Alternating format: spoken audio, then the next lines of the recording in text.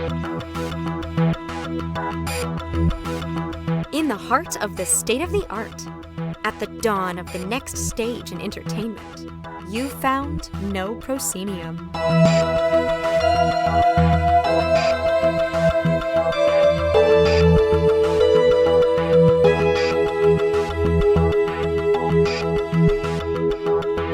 You have indeed found no proscenium, the voice of everything immersive. Welcome to episode 351. I'm your host, Noah Nelson. This week on the show, we've got a double hit of virtual reality. First, we'll be talking with Chris Alderson of Polyarc Games, who joins us to talk about Moss Book 2, which just released for the MetaQuest platform this week. And Félix Lajeunesse of Felix and Paul Studios is here to share the latest from their collaboration with NASA. Yes, the National Air and Space Administration, which would be the fourth and final episode of Space Explorers, the ISS Experience, and the upcoming Artemis mission livestream event. All that, but first, headlines. Oh yes, they're back. And so is San Diego Comic-Con and all the activations. Perhaps you're even listening to this as you make your way to Netflix's The Gray Man, HBO's House of the Dragon, or, and this is the one that we'd gladly sacrifice our Audi for, Apple's Severance. It looks to be another spectacular collection of activations for the SDCC crowd, and we know of a lot of immersive creators who are working behind the scenes. We're also very appreciative of the fact that SDCC is enforcing a mask mandate this year to help combat the spread of COVID. I've known too many people who've gotten COVID at events where that isn't happening, and it can be serious. So I thank each and every one of you for doing your part to keep all of our community safe so that we can keep making more events. We also love to hear your SDCC stories. So add us on Twitter with what you find. It's union summer in America, and we've got two to talk about in breaking news today. First up, the latest video game union to form is the Tender Claws Human Union, which has been formally recognized by the heads of the game studio behind the virtual reality series, and the Under Presents, which many of you know has utilized live actors from the immersive scene. Going forward, the employees will be represented by the Communication Workers of America. In a statement, the studio said it was thrilled to recognize and work with the union, unquote. And in the physical immersive realm, the Meow Wolf Workers Collective and Meow Wolf have reached an agreement to conduct a card check for the workers at Meow Wolf Denver, a key step in the formation of a union at the Convergent Station outpost of the Immersive Entertainment Company. The Workers Collective, also part of the CWA, has already successfully organized and ratified a contract at the Santa Fe home base, including a guaranteed $60,000 a year salary for Meow Wolf artists. Finally this week, the metaverse, not just the idea, but the book The Metaverse and How It Will Revolutionize Everything by Matthew Ball, had its release this week and has been the big buzz in the tech sector. Ball is the former global head of strategy for Amazon Studios, and the book is quickly becoming a must-read across the tech sector as a whole. Book club, anyone? No, seriously, if you want to do the book club, I'm reading it right now. So just hit me up on the Discord. Speaking of virtual worlds and the Discord, it's not too late to sign up for our Walkabout Mini Golf VR mini tour, which starts on July 28th with the arrival of a course inspired by Jim Henson's Labyrinth. Check the show notes for how to sign up. Signups close on Monday. Assignments go out on Wednesday. And we're going to have a lot of fun. Then a quick update on the dig. I should have done a speaking of fun segue. The Denver Immersive Gathering that is coming up this November will have more programming and networking event details to share next month before the ticket price goes up in mid-August. But the VIP tickets are already down to just 50 left. And at the intro price of $250. You might want to grab those while you still can. Links in the show notes. Quick sidebar. I said finally earlier. I just keep going. I'll say finally again in a second. If me blathering on about Star Wars is your jam, and who doesn't love it when I do that, I'm on the latest episode of Mike Celestino's Who's the Boss podcast, which just has the best name, talking about my second favorite Star Wars movie, The Force Awakens, and about Star Wars in general. Link in the show notes. Finally, just to remember that all we do is powered by you, the listeners and readers of No Proscenium. When you share the work you value, our reach increases, and so too does the good news about our immersive future. And all of our financial support comes from those who visit patreon.com/noproscenium and elect to become a backer. We're looking for 45 new backers at the $5 or more level to get us back on track for 2023. Gotta be doing that right now. This month, we have a new sustaining backer, Samantha Davison. Samantha joins our ongoing sustaining backers, Ari Hurston, Chris Woolman, Eric Shamlin, Deborah Robinson, Elaine, Jay Bushman, Jerome Joseph Genties, David Bassick, Richard Ayers, Lonnie Hanson, Mark Baltazar, Sidney Guillory, and Jan Budman. Thank you all for keeping us going. Patreon.com/noproscenium.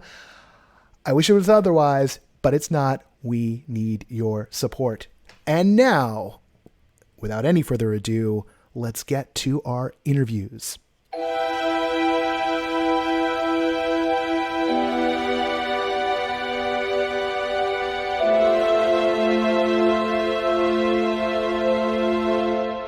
In 2019, VR enthusiasts were surprised and delighted by the arrival of Moss, a unique twist on platform puzzler games that cast you as the reader, an otherworldly figure who helps a young mouse named Quill on her journey to save her uncle and restore balance to the fantastical world in which she lives. Now, 4 years later, the next part of Quill's story begins, picking up pretty much right where we left off. Joining us today is Chris Alderson of Polyarc, the studio behind Moss Book 2, which launched on PSVR this March and just launched on the MetaQuest 2. Chris, thanks for joining us today. Thanks for having me, Noah. How are you? I'm good. I'm excited about this because what you guys have made is really something special. So, but before I just get into nerding out on you, what can folks who are returning to the world of Moss, or maybe even who are new to the world of Moss, expect? Yeah, so the game, as you mentioned earlier, picks up right after the events of the first game, and I think as someone who's played the first game, you should be able to pick it right back up.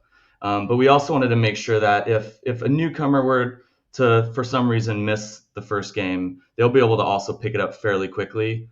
And I think I would say the first third of the game is very, very familiar and similar to the first one. But then we start switching it up. So I think both new fans and old fans alike will be really surprised at all the twists and turns that happen in the story and all the gameplay variation that we've included. And so I really think it's a game for both parties. When you started, because I think so much of what you're doing here in this is an iteration, at least at first, of the first game. And the first game, what you've built is such a strong kind of offer into a vision of like, this is what, this type of game in VR could be.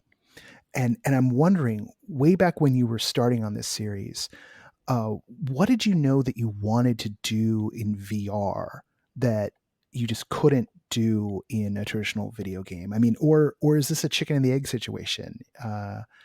Did you find yourself in VR because you wanted to break out of the mold, or did you find yourself in VR and being like, how can we use this in a way that no one else has?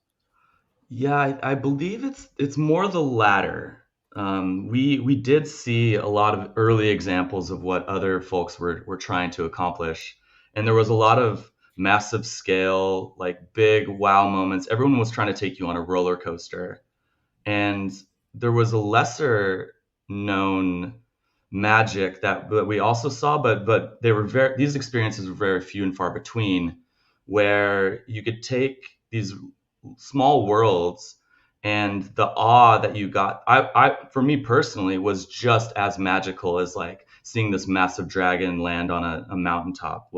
these little communities, and you could like reach in and interact with them. And while a lot of these early demos were pretty simple, the magic was undeniable. And so that was sort of the very first thought for us was, okay, let's do something that not a lot of other folks are doing. And then also we kind of saw the early limitations of VR. I was playing a couple experiences where that made me a little uncomfortable. And so comfort was definitely in the forefront of what the idea of Moss became, was those two elements, was, reaching in, interacting, but also something that feels very comfortable. We weren't ready to tackle the design challenge of like navigating through the world in first person. That's just something that we were going to let a few other studios try to solve that problem first. But I would say that right there is the blueprint that created the structure of what Moss became. It almost feels at times like we're playing with toys, or toys that have come to life. Like, when you guys are building these levels, do you work with physical objects at all? Do you think things through in that way? Because I'm really impressed by how you've built these spaces, and it's not just that they have an interesting logic to them, the way you want from, say, a platform puzzler, but there's a real vibe of, oh, I'm looking in on this world, and it feels like it's got a reality of its own. Yeah, I actually believe we had to do that. There were a few things that just naturally happened as we were making different types of aspects of the game, and having just people come to our really small studio early on and play test. And if someone wasn't reaching in and interacting with something, that meant the interactive design of it, the inherent affordance wasn't there to make someone experiencing what we're making interact with it. And so if we put a brick in front of you and no one's even thinking to reach out and pull it or pick it up, then we're not doing our job. We need to add a handle there or something that looks like you can actually reach in and grab. And then you brought up toys. Like, we could have gone in that direction with Quill, but there was also something that happened, that not only was the physical interaction of the world really novel, we were also getting these emotional responses with these different characters that we were creating. People just want to be around Quill, and they want to reach in and they want to hold her and protect her. And that is something that we discovered. Like, the thing you're talking about, like reaching in and playing with toys, is something we wanted to capture early on. But when we started bringing Quill and Moss to larger conventions like E3, we saw a shift in the way that players were interacting with our games. And it was this interaction of like this raw emotional feeling that we were getting from players. And that changed everything for us. In what way? What were the reactions? Like, I know some of what I'm feeling when she misses a jump, or it's my fault she misses a jump and then she like falls in somewhere and I can't get her out. Like, I know what's going on with me, but what were you seeing with the players? So that feeds into sort of the minute people start like yelling at Quill for not doing, like, why did you do that? Or feeling very guilty when Quill drowns. It's like, it's all you like you are essentially two players in our game. We call it self co-op, where you guys the joystick, but you're also, you're an entity that Quill looks up to, and you're supposed to protect her. And as far as examples of those types of emotions, we had people come in and play test our game, but there were a lot of them were like friends and family, so they knew kind of what we were working on. But this is E3. VR was fairly new, and these are all.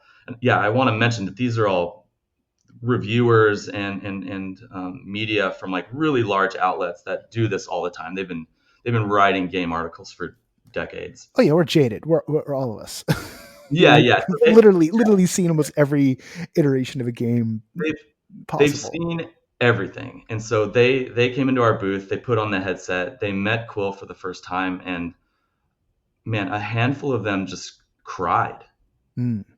And you think it's like, okay, is this, what's happening here? Because we're like, okay, I hope they're still having a good time. But and a lot, some of them were also, people who play military shooters all the time, and it wasn't the demographic that you would expect would put on the headset and just be overjoyed with meeting this small creature that we created. And that was sort of a light bulb for us, and we brought all that information back to the studio, and um, we Rick Lico, one of our highly talented animator, he saw that and just doubled down on it. Like everything he was doing was like, okay, how can we get the player to interact with Quill more, and want to just not only just play a character in a video game, but have like an emotional somewhat bond and relationship with this character. What did you find yourselves sort of doing to foster that relationship? Was it a matter of the situations you were putting her in, the affordances you were making for the reader, uh, the animations? Is a little bit of everything? Yeah, a little bit of everything. I would say the biggest one was we changed the story up. Mm. Um, we added more of those emotional beats. I mean, we knew, like, you put on a VR headset, when something is terrifying. When a place feels good, like, and we knew how to like do that with the environment. We also, we ourselves, while making, we're like, yeah, we just love Quill. We made a character that we were just, and we changed the design multiple times because it just wasn't resonating with us. We're like, okay, this is a generic hero mouse. We wanted it to be a character that you wanted to like surround yourself with and be around. And so we added more of those emotional beats that sort of tested your friendship, Mm. which is such a weird thing to start thinking about. It's like, how can we make Quill miss you? How can we make Quill love you? What can we do to make you, miss and love her? And, like, are there certain things we can do? Like when we looked at our own lives, and I have a dog that, looks at me when it needs something. It doesn't like bark at me. It doesn't like tell me what it wants. It just stares at me until I can decipher what it wants. And and I love that. I love that about our relationship. And then we also introduced sign language, because we knew Quill wasn't going to like talk to you. Mm. We tested at giving a voice to her, and that seemed to like want us to like. It made her seem very capable, like almost like she didn't need us, because she's a confident woman, and she can do a lot of things on her own. It's just she does need you because of your size and your knowledge about the world. And yeah, it's all of those decisions poured into that relationship and that bond. And so yeah, I would say the story is the big one, and then yeah, making sure that we put Quill in the right situations to really maximize those story beats. There's like about like, I don't know, 10 or 15 years ago, there was like this little uh renaissance in like small forest creatures doing mythological stories. Like I think of Mouse Guard, that comic sort of like was one of the things that launched a little renaissance in that genre. What were Mhm. some of the inspirations for doing this particular type of story of, quasi anthropomorphic characters? Because they're they've got some human traits, but they're very mousy, the mice. So what? Why'd you guys wind up in this particular genre of fantasy? Yeah, I can go back a little bit to the emotional connection you get in VR. Scale Mm. is really important to connect with the world and the characters. So we wanted to put you in, a world where you are human scale. All the plants are the correct size. All the characters are the correct size. If we did make Quill, if you were a giant and we made Quill human size, and Quill was a human, um, I think it would be, it'd be cool. Like you'd have this power fantasy of like, I'm a giant, I'm Godzilla. But we would lose a lot of the like small scale, like I'm here, I want to take in the world, this feels comfortable. That would probably turn into a massive action game with explosions, and that wasn't really what we wanted to make. And then back a little bit to the design of Quill, I mentioned that we made a few iterations that just we did not connect with. She had a more human skeleton, and she looked heroic. And it wasn't until we put her on like a real mouse skeleton, like her. If you put her on her force, she is a mouse. Like she has a mouse skeleton and muscle structure. Her arms are just slightly larger, so she can like swing a sword without like hitting her face and like be able to climb up on ledges. And then other than also her ears, because she is so small that we needed ways for you to see her emote. And the ears, the reason they're so large is just so you can see that she's excited, sad, scared, from a middle to far distance. And so those are all some of the reasons why, like the best thing to connect to the world is to give you something familiar. And we've all seen mice in our lives, and we just wanted to make sure that she had these indications that hopefully would grab you and make you want to like hang out and protect her. As far as inspiration goes, like I said, yeah, we pulled from the real world, but what we really wanted to make was just this like really simple hero's tale. And so I would say it's less Mouse Guard, more Hobbit that we pulled from, the classic fairy tales, all the way down to like the art style. We just wanted to make sure that we were pulling from things that got us excited. A lot of us came from Bungie or other like action game studios, and all of us, I think, were just hungry to make something that was, more mellow and just calm and just made us feel good. It's like it was sort of our dream project that we got to finally do, because it was ours, and we got to do whatever we wanted. And a lot of the people that joined up and wanted to work at Polyarc were the same type of people. They were a lot of dreamers. And so, yeah, we were just all really excited to make something that we think, if you're a parent or something, you wouldn't mind showing your kid, and you'd be happy to share this, and hopefully, some of those influences shine through. Hopefully if you're a fan of Tolkien, you can play this and just be like, wow, yeah, this was like a really awesome experience and something I really enjoyed. The game was enough of a hit that you guys get to do the sequel. And I'm wondering, what did you learn from the reaction to the first game that influenced the second? And was there maybe even something that you wish you knew going into making the first game that process taught you and you were able to carry through into book 2? That last question is interesting. It's how would we do it differently? And I think, I don't know if I would do much differently. It took us a little while to discover the magic and what we wanted to make. Like, a lot of trial and error, and you wish you could just do that forever. Like, you want to test all your thoughts, and you just can't. You can't do it forever. You got to release the game eventually. And so I would say I wish we didn't have to do that so much. Making Moss the first game was hard. We put a lot of time and effort, and everyone poured their whole heart and soul into it. But at the end of the day, as far as like the game design and what we made, the way people reacted to it and the scores, I couldn't have hoped for anything better.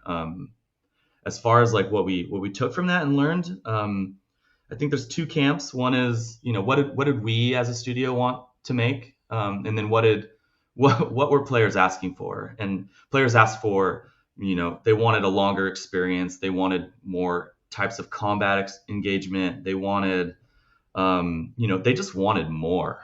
And you can take that in two ways. You're like, okay, cool. They loved it enough to want more of it. But we heard that, and I would say that the number one thing was from the fans, we needed to make a bigger, longer, more intricate experience.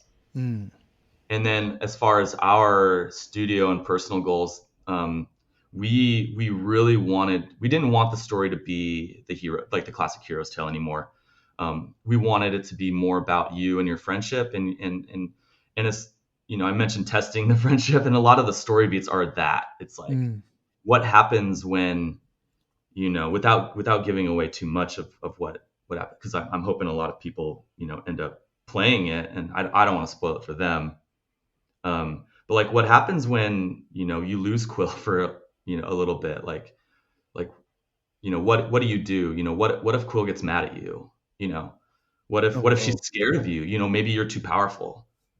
Like you could imagine putting yourself in Quill's shoes, and this massive glowing being shows up, and it's like, I want to help you. You'd be a little bit skeptical, right? You'd be like, I don't know, uh, you're massive and a little freaky. Like, how do I feel about this? And so, that was a big part. We, on top of that, as far as the game design, we just really wanted to test ourselves. This game has more weapons, more puzzle types, more enemies. We have a few boss fights, all things, we wanted to tackle. We knew they were going to be really hard. And so, as a studio and as a group of, I think we have the most talented crew. And of course, none of them are going to just be like, I'm happy with making Moss 1 again. It's going to be difficult again. I think it's probably going to be difficult every time because of the way we test ourselves. You've released 2 major games on the VR platforms now, and VR continues to be a, growing platform. I think we had the headsets had a really good Christmas last year. Are you bullish on the future, like beyond this point even of VR? Do you see Polyarc as being in this realm for the long haul and dreaming up, other scenarios to play with inside virtual reality? That's a good question. The Moss franchise and what we've made has definitely given us a lot of opportunity. We're seen as like some of the best at what we do. That emotional connection, the action adventure puzzle genre, like small scale. A lot of studios look up to what we do. And I think character interaction is definitely going to be something that we keep doing. A lot of the new hires we've had in our company are basic. It's in our DNA is making interactive characters that people talk about and want to hang out with and go on adventures with. As far as staying within VR, I think we're just hungry to be at the forefront of emergent technology. We talk about AR often. We talk about all the new technology with VR and how everything's getting smaller and easier to use, and it's all getting less expensive, and it's so exciting that we're just trying to be there. Yeah, we like to say, VR is not in our name, and I think it's whatever gets us really excited, and right now that's what is driving us forward is all this new technology, and yeah, you nailed it. Like, more people are able to play our games and even our older games, and so we don't want to bail on this experience that thousands of people every day are finally discovering VR, and they're discovering Moss 1 even daily, and it's pretty inspiring that game is still selling pretty well, and fans are discovering it still. And so hopefully the lifespan of these games continues to grow as everyone starts discovering VR. And I wouldn't say we're bullish, but I would say, our excitement is paramount. Well, I gotta say, I think a lot of people are gonna find the first Moss as Moss 2 hits the Quest, as people start buzzing about it. I know, it's had its release on PSVR, but as this market keeps growing, and one of the things that defines not necessarily like a console, but like an era of gaming is when people start to find like what are the games, and what you guys have built just balances something that is super familiar in the form of the platform puzzler with action, and this toy box sandbox VR experience that it feels like an obvious evolution, but you also know as you're sitting there playing with this world, you can see how much work went into it. You can feel it in the little textures of what's going on. So yeah, I wouldn't be surprised if people don't force you guys to keep making some of these games for some years to come. So, Chris, thank you so much for joining us on the pod today, and I indeed wish you guys continued success with the series. Awesome. Thank you for having me, Noah. Yeah, I really appreciated it. Yeah, the questions, yeah, they made me they made me think inward, and yeah, I had to think of like really thoughtful responses. No, I had a really good time. I'm thinking, okay, yeah, like what is next for VR and what is next for us, and I'm just really excited for all those possibilities.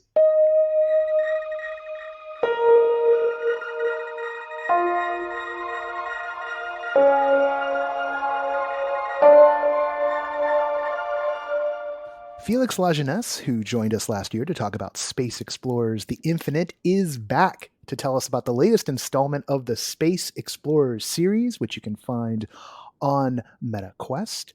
And there's actually a couple of things going on. So, Felix, what's cooking over there at Felix and Paul and your collaboration with NASA? So, yeah, there is a lot of things. You mentioned The Infinite. The last time we met, we talked about that project that was filmed on board the space station over 2.5 years. And that really was when we started to work intensively with NASA to tell the story of human spaceflight through full immersion, through virtual reality. And we're continuing to tell that story with the lunar missions and the Artemis program now. So I believe we might have hinted at that the last time we spoke, but now we're deep into production with that. So we're beginning to follow the training of astronauts as they prepare for the return of humanity to the moon. We're doing that, and there's going to be a big event coming up in just a few weeks, which is the launch of Artemis 1. So we're also working on a 360 fully immersive live stream of that event that we call Artemis Ascending. So all of these things that we're doing are under the umbrella of Space Explorers. And in parallel to that, we're also preparing to launch the 4th and final episode of the ISS Experience. So there's just a lot of things right now going on. Yeah, I think when we drop this, I think the 4th episode, which I believe is called Expand, may have already hit the quest. But I am very interested about the Artemis. So Artemis 1, what's that mission? For those who aren't who may be more focused on the telescope right now, since everyone's losing their minds about the James Webb Telescope. But the Artemis mission is almost here. And what's Artemis 1? So high level, the Artemis program is the program to bring humanity back to the moon, but this time to stay. So the whole vision of the Artemis program from NASA is really to build a foundation for a constant presence of humans in deep space, somewhat similar to what has been going on the International Space Station for the last 20 years. So if, through the Artemis program and onwards, if NASA and the participating astronauts manage to build the infrastructure on the moon for the constant presence of humans there, and telecommunication infrastructure and mining infrastructure to be able to extract water ice from which you can produce life support, oxygen, and drinkable water, but from which you can also produce some fuel. So that infrastructure and that human presence can become the foundation to then go to Mars and go deeper into deep space. So that really is the vision of what Artemis wants to accomplish. And it's going to be divided on a few missions, Artemis 1, 2, 3, 4, and beyond. But the first one, Artemis 1, is really a test mission. So it's about sending the spacecraft, which is two things. The spacecraft is called Orion, and it's on top of a rocket that is called the Space Launch System, the SLS. And so that is stacked at the Kennedy Space Center, and it's going to launch. It's going to orbit the moon and come back to Earth. And once that is demonstrated to be successful, because there's not going to be a crew in this. It's an uncrewed mission. So that's what a test flight is. And then after that, once it's successful, then Artemis 2 is going to happen. And inside of Artemis 2, you will have a crew of 4 astronauts. They will orbit the moon, but they will not land. They will come back. And then a year later, you will have Artemis 3, where you will have 2 crew members actually landing and walking on the moon for the first time since 1972. Oh my goodness. I'm absorbing that right now because I'll be like, I wasn't alive in 72.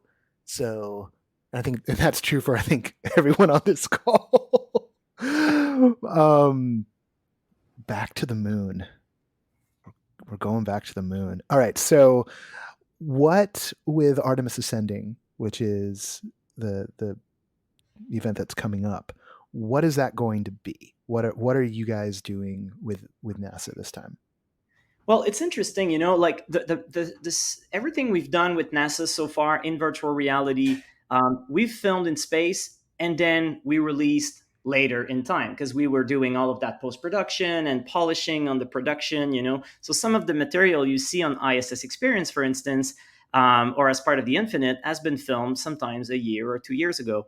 But this time around, when you look at an event like Artemis 1, which is really a historical event, it's the biggest spacecraft that has ever flown to deep space, launching from Kennedy Space Center. So it's going to be a huge event. And we didn't want to just film it and release that, months later. We wanted people to be able, through virtual reality, to be there in the moment in real time.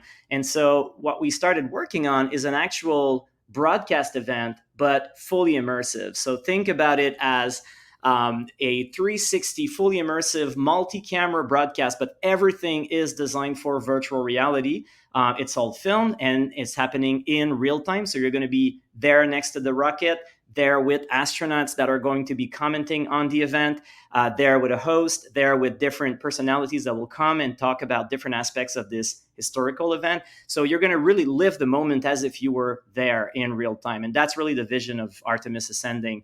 And we're distributing that many different ways. So it's a partnership with Meta. So we're distributing that on MetaQuest venues, on Horizon, on Oculus TV. We're also doing a version of that for Facebook 360. And we created a partnership with 100 domes and planetariums in the US and Canada as well to create some live events where people can actually go inside of big domes and watch that live stream in person live. And so I think that we're going to turn that immersive event into a pretty big thing. That is fantastic. I love the idea of like whatever format you want to experience it in, you can go and check it out. You've done work that involves, recreating the sense of going on a spacewalk through the filmed content. You've put together a big installation that allowed people to physically explore the space station in VR. And now you're doing this live stream with all these moving parts. What's been the most technically challenging of these projects so far? Because this live stream sounds like it's got a lot of moving parts, and also it's 360 VR live. That's got to be a little nerve-wracking. Yeah, look, I think none of these projects that you've listed were simple to make, and No. none of these projects also were built on just technologies that were waiting for us to use. Like in every single instance, we had to do a lot of tech development to make these things possible. So it's kind of in our DNA, to try to imagine something that we really want to see materialize from a storytelling standpoint, and then have to look at, okay, well, what's out there in terms of hardware and software technology? Some of those things are there, but a lot of those things are not there. And so you need to develop technology specifically for those productions. So for instance, when we did The Infinite, we had to figure out how to do a tracking system that would work for 150 people at a time inside of an 8,000 square foot space with no problems, with no glitches. So that was a pretty huge endeavor for the team. In the case of Artemis Ascending, which is a 360 live stream, the challenge is we want to do that in 8K. So 8K, 360 VR live, multiple cameras. And so how to build, the right, workflow and technological and technical infrastructure to be able to do that in a way that is going to be flawless was also a big challenge. I think the beauty is that we're surrounded now with very smart people in these different areas. So problem solving is always figured out. When we have issues, we always find a path forward, but it's just never simple.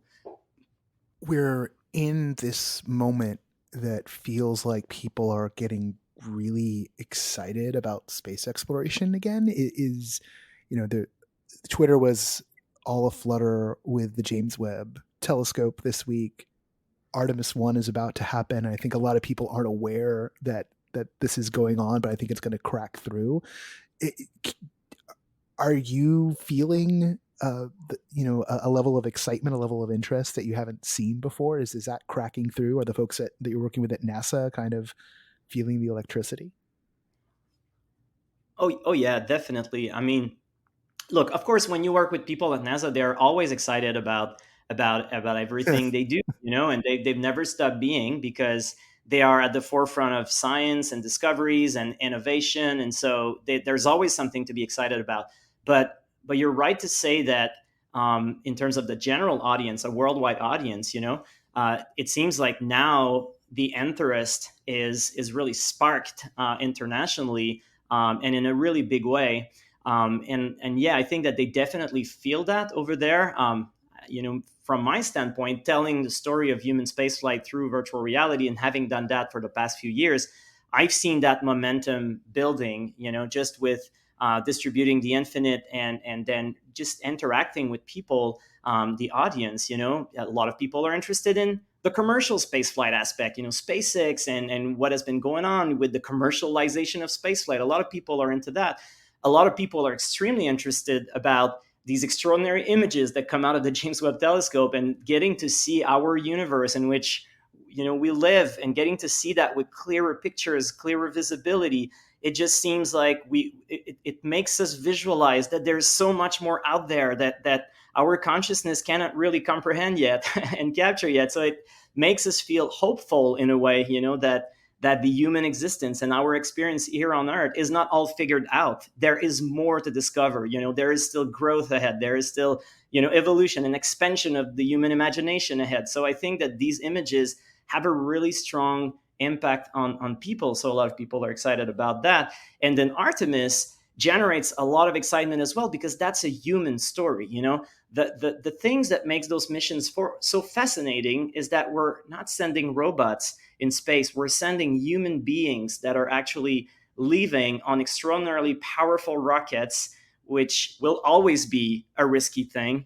And then they travel into deep space. With the Artemis missions, they're going to end up going further than any humans have ever gone before, in terms of where they will land and in terms of how they will orbit the moon. So it's the furthest flight in the history of humanity, and that is just right around the corner. Landing on the moon with the prospect of establishing a constant human presence there as a foundation to go to Mars. These are things that are fascinating because they involve human beings. And so I can feel that excitement from all of these different, groups of people that I interact with. And I think that from my standpoint, the way I conceive of our role inside of that is to take people there, through virtual reality, is the capacity to make people experience these things, not just by watching a picture or by watching a TV show, but by actually being there when it happens, experiencing these historical moments with the astronauts, with the crew through virtual reality. That's really what we want to accomplish as part of the Artemis missions in the coming year, so that we're moving from a paradigm of watching these things remotely from your living room to actually being there in the moment. And it's really what we want to bring to the table. So I take it the plan is, even though you've got the ISS experience wrapping up in Space Explorers with Chapter 4, and you've got this live event, this is not the end of the collaboration you've been doing. That there's much like the Artemis mission, there's a road ahead for more from your studio and NASA. Oh yeah, absolutely. I mean, when humans land on the moon, we want a worldwide audience to land on the moon with the astronauts in VR. When humans go to Mars, we want humans, everyone on Earth, to be able to be there through telepresence with the crew on Mars in VR. And so for us, it has to be done, and we want this to be done successfully. And we want that to also be part of a human story, because before the event, there's years of training, there's years of preparation. And so we want to be documenting that story as well. And so, yes, I think our relationship with the space world and NASA is going to continue to develop in the coming years for sure, at least until we land on Mars. I love it. I love it. Felix, thank you so much. I'm now super amped about the launch, something that was like barely on my radar. And now I'm just like, oh my God. And I can't wait to see it all unfolding above my head as I'm standing in my living room. So it's cheaper than the trip to Florida right now. So that's worth it. Felix, thanks so much. And looking forward to being able to have you back on when the next big milestone hits. Yeah, thank you. Thanks for having me.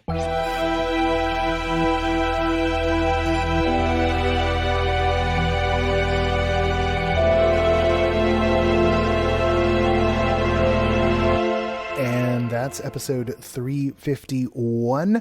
A quick one, even though we had 2 interviews.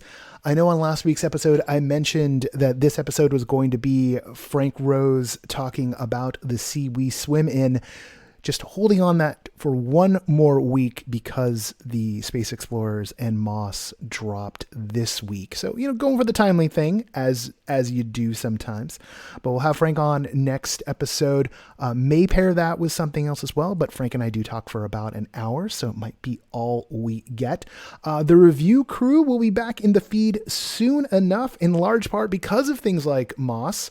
I know that Patrick and I definitely are playing some VR material together. I think we're going to go play Demio together. That's on my calendar. I got to pick that up because they've added like a 2-player mode. Used to be 4-player mode, and now there can be 2-player mode. And we don't have friends, so.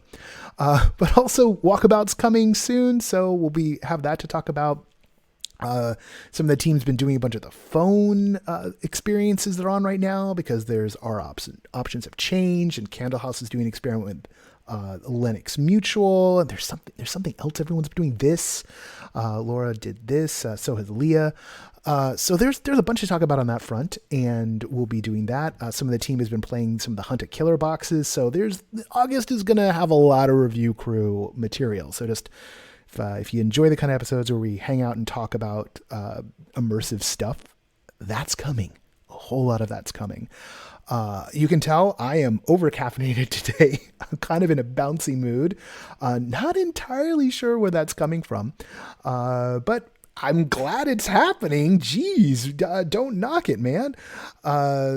It's exciting to see the activations happen at SDCC. I know it's this tightrope, constantly going back and forth between COVID safety, because like there's a bunch of the actors we know are down there, and Anthony's down there, and like other friends of ours like Rachel Walker are down there.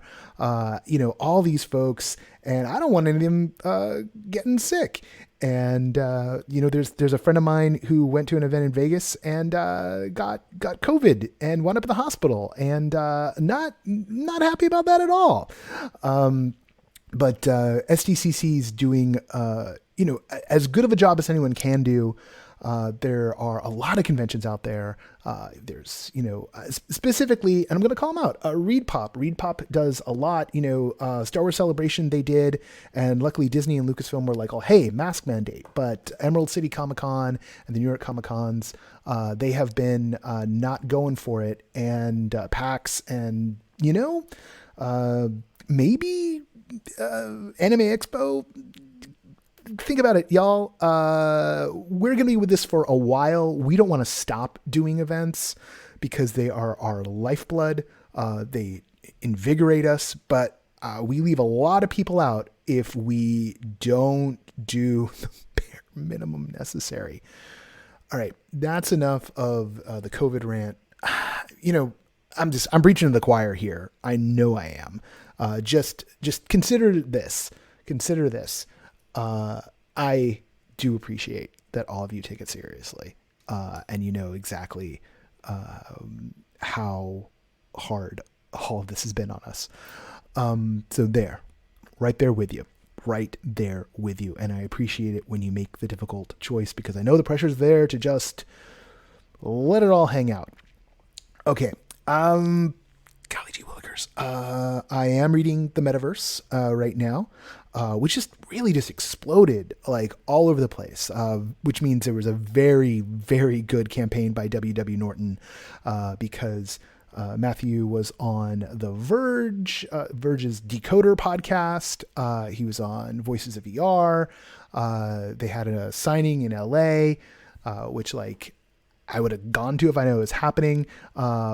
Yes, we didn't get, any press heads up on that. I'm whatever. But I did pick up a copy at the very Barnes & Noble where they had the signing, because that's the only Barnes & Noble that has it right now. And yes, I still go to Barnes & Noble because I like Barnes & Noble. And so far, so good. I'm like a chapter and a half in because I just got it last night, and I think I'm going to blast through it. If you are reading it, do hit us up on the Discord. Links are in the show notes. I'd love to put a little impromptu book club together. Let's say the first week in August. We can hang out, trade notes, and talk about the big picture ideas. I haven't gotten a chance to listen to Kent's interview with Matthew yet. I'm currently listening to Nilay's over from The Verge, and then I think I will also listen to Kent's, because I'm sure it's going to go even more into the weeds than he gets with Nilay. There's a lot to unpack. Matthew does a really good job of like laying out the things to unpack. And what's funny is like, still, I'm not necessarily resonating with everything that's being said, so I'm really eager to kind of get through the whole thing, because I think there's some different points of view that could be brought to bear on our possible hyper-connected future. For more of that kind of thing, and I think I mentioned this before, at least in the Twitter feed, check out an interview that was recently done on the Team Human podcast, which is Doug Rushkoff's podcast. And Doug Rushkoff, of course, I mean, I don't want to throw around the phrase my guru, but because we don't actually have a relationship like that. But I've been following everything Douglas has written since the 90s, and he just has shaped my brain like very few other thinkers have. So this incredible interview he did with Phil Rosedale, who is the creator of Second Life, and it was all about blockchain and metaverse and Web3. And we don't talk a lot about those other two on this show, and I think the cycle of the year has probably borne out why we don't talk about that on the other show. But there are some things in the visions of the future of the way these technologies work that could reshape our lives in positive ways. And I don't just mean in get rich quick and lose money quick ways, but like actually reshape. And they get into that on the Team Human episode. So check that out. Just type in Team Human and look for Second Life. I won't put that one in the show notes because the show notes are like a mile long, and it's 12:02 and I need to go make those. And I've been talking for 10 minutes. So enough of that. Thank you all. Thank you for putting up with me and keeping us going. You literally keep a roof over my head. Yeah.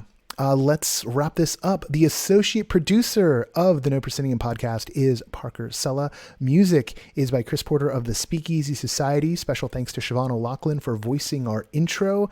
And I'm he at the helm. In case you missed it, I'm Noah Nelson. And until next time, I'll see you at the show.